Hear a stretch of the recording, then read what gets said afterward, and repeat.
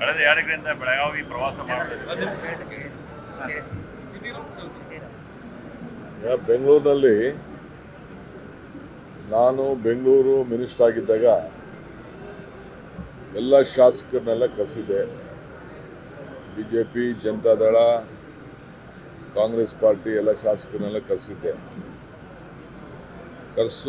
ಕರೆಸಿ ಬೀದಿ ವ್ಯಾಪಾರಿಗಳ ಬಗ್ಗೆ ಚರ್ಚೆ ಮಾಡಿದ್ದು. ಎಲ್ಲರ ಅಭಿಪ್ರಾಯ ಒಗ್ಗಟ್ಟಿನಿಂದ ಬೀದಿ ವ್ಯಾಪಾರಿಗಳನ್ನೆಲ್ಲ ಎಲ್ಲೆಲ್ಲಿ ಟ್ರಾಫಿಕ್ಗೆ ತೊಂದರೆ ಆಗ್ತಾ ಇದೆ ಅವ್ರನ್ನೆಲ್ಲ ತೆರವುಗೊಳಿಸಬೇಕು ಅನ್ನೋದು ಎಲ್ಲ ಒಟ್ಟ ಅಭಿಪ್ರಾಯ ಆಗಿತ್ತು. 3 ಪಕ್ಷದವ್ರದ್ದು ಅಭಿಪ್ರಾಯ ಆಗಿತ್ತು. ಆ ಪ್ರಕಾರ ಕೆಲಸ ನಡೀತಾ ಇದೆ.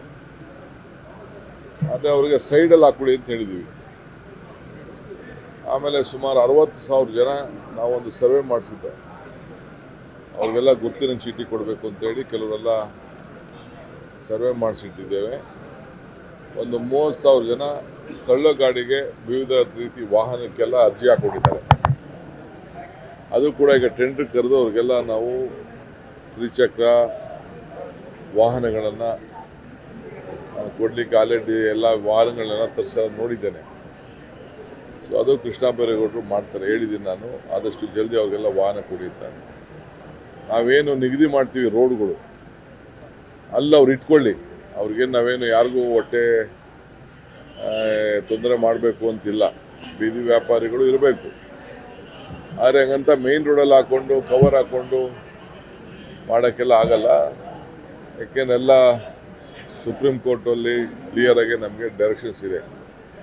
ಸೊ ಕೋರ್ಟ್ ಪಾಲನೆನೂ ಮಾಡಬೇಕು, ಜನರ ಅಭಿಪ್ರಾಯನೂ ಕೇಳಬೇಕು. ಸೊ ಅದಕ್ಕೆ ನಾವು ಈ ತೀರ್ಮಾನ ಮಾಡ್ತಾ ಇದ್ವಿ. ಮುಂದಕ್ಕೆಲ್ಲ ಸ್ವಲ್ಪ ಕೆಲವ್ರಿಗೆ ಕಠಿಣವಾದಂಥ ತೀರ್ಮಾನ ಆಗ್ತದೆ. ಒಂದು ನಿಮಿಷ, ನಾನು ಮಾತಾಡ್ತಾ ಇರೋದು, ನೀವು ಮಾತಾಡ್ತಾ ಇರೋದು ನೀವು ಮಾತಾಡ್ಕೊಳ್ಳಿ. ನಾನು ನಿಮಗೆಲ್ಲ ಉತ್ತರ ಕೊಡಲ್ಲ. ನಾನು ಹೇಳಿದ್ದೆಲ್ಲ ಹೇಳಿದ ಮೇಲೆ ಆಮೇಲೆ ಮಿಕ್ಕಿದೆ. ಸೊ ಅದಕ್ಕೆ ನಿಮ್ಗೆ ಇಷ್ಟವಾಗಿದ್ದಾಗ ಮಾತಾಡಬೇಕು ಅಂತ ಹೇಳ್ತೀರಾ. ನಾನು ನಿಮ್ಗೆ ಇಷ್ಟ ಬಂದಾಗ ಮಾತಾಡೋದು. ನನಗೇನು ಇಷ್ಟ ಇದೆ ಅದೇ ಅವೆಲ್ಲ ತಿಳ್ಕೊಳ್ಬೇಕು ನೀವೆಲ್ಲ.